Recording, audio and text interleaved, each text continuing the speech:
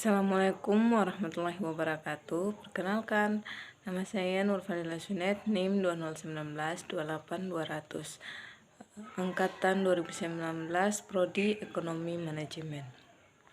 Di sini saya akan mempresentasikan mengenai konsep dasar sistem.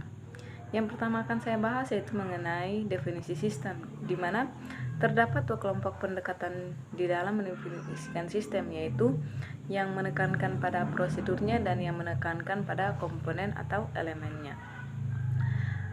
Pendekatan sistem yang lebih menekankan kepada prosedur mendefinisikan sistem sebagai berikut. Yang pertama, suatu sistem adalah suatu jaringan kerja dari prosedur-prosedur yang saling berhubungan, berkumpul bersama-sama untuk melakukan suatu kegiatan atau untuk menyelesaikan suatu sasaran yang tertentu.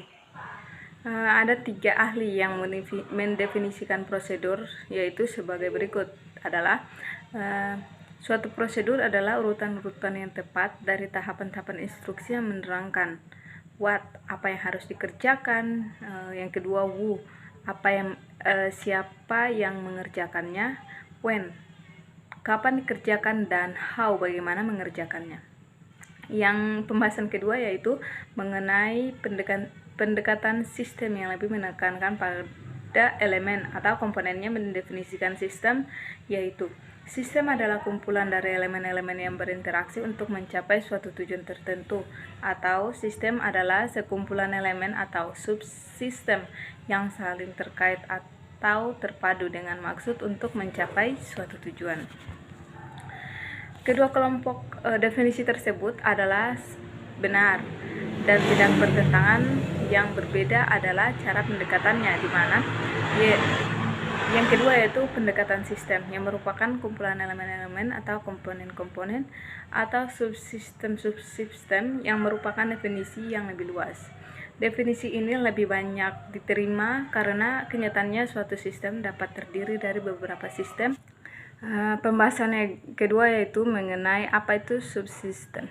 Di pembahasan pertama kan sudah kita bahas mengenai definisi sistem. Sekarang yaitu apa itu subsistem. Subsistem itu sebenarnya hanyalah sistem di dalam suatu sistem. Ini berarti bahwa sistem berada pada lebih dari satu tingkat.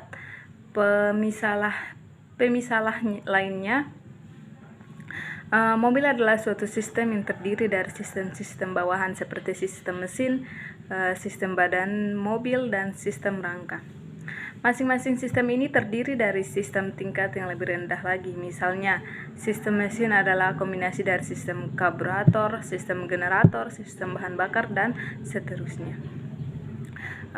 Secara umum dapat diilustrasikan sebagai berikut pada tabel berikut, yaitu ada subsistem, sistem berikut.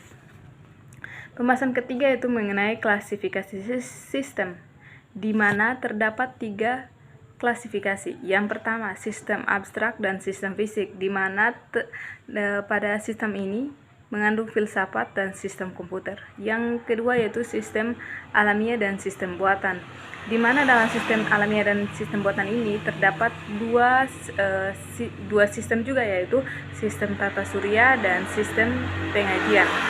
Yang berikut yaitu mengenai sistem tertutup dan sistem terbuka. Itu adalah klasifikasi 3 sistem tersebut.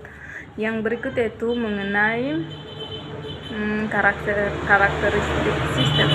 Pembahasan ketiga, karakteristik sistem, di mana karakteristik sistem dapat dilihat pada gambar berikut yang dilampirkan.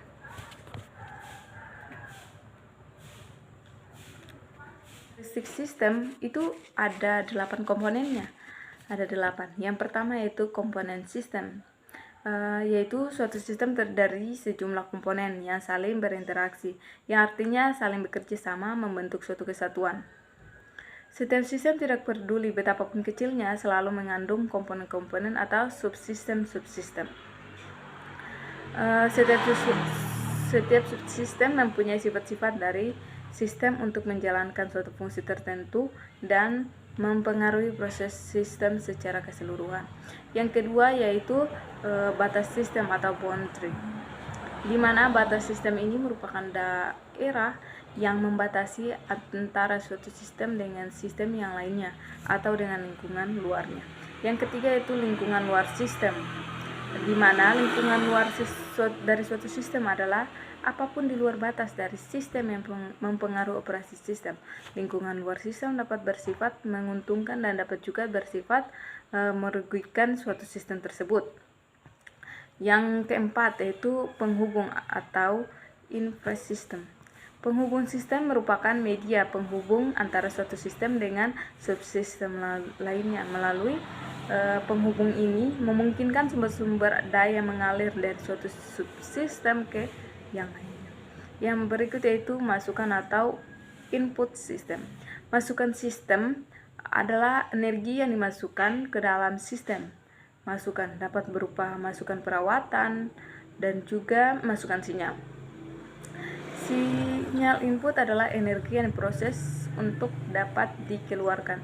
Yang berikut yaitu keluaran atau output sistem, di mana keluaran sistem adalah hasil dari energi yang diperoleh dan diklasifikasikan menjadi keluaran yang berguna, dan sisa pembangunan keluaran dapat merupakan dapat berguna dan siap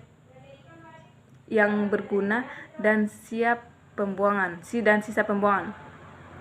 Keluaran dapat merupakan masukan untuk subsistem yang lain atau kepada supersistem. Misalnya untuk sistem komputer, panas yang dihasilkan adalah keluaran yang tidak berguna dan merupakan hasil sisa pembuangan, sedangkan informasi adalah keluaran yang dibutuhkan. Yang berikut yaitu pengolah atau sistem. Pengolah atau proses sistem. Suatu sistem dapat mempunyai suatu bagian pengolah yang dapat merubah masukan menjadi keluaran. Suatu sistem produksi akan mengolah masukan berupa bahan baku dan bahan yang lain menjadi keluaran berupa barang jadi. Yang berikut atau yang ketujuh yaitu mengenai sasaran, objektif atau tujuan goal. Suatu sistem pasti mempunyai tujuan atau sasaran. Kalau suatu sistem tidak mempunyai sasaran, maka operasi sistem tidak ada gunanya. Tidak akan ada gunanya kalau tidak ada sasaran.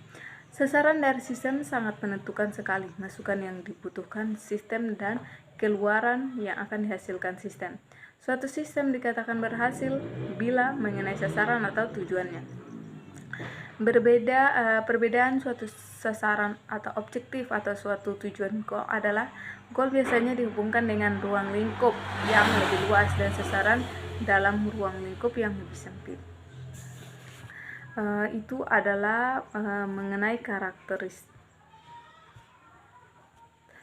Itu adalah penjelasan dari macam-macam karakteristik, yang ada 8 karakteristik tersebut.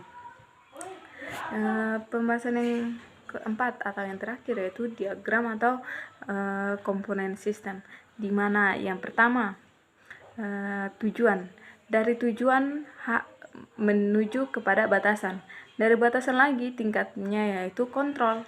Dari kontrol itu dibagi menjadi 3 lagi. Yang pertama input, yang kedua proses, dan yang terakhir adalah output.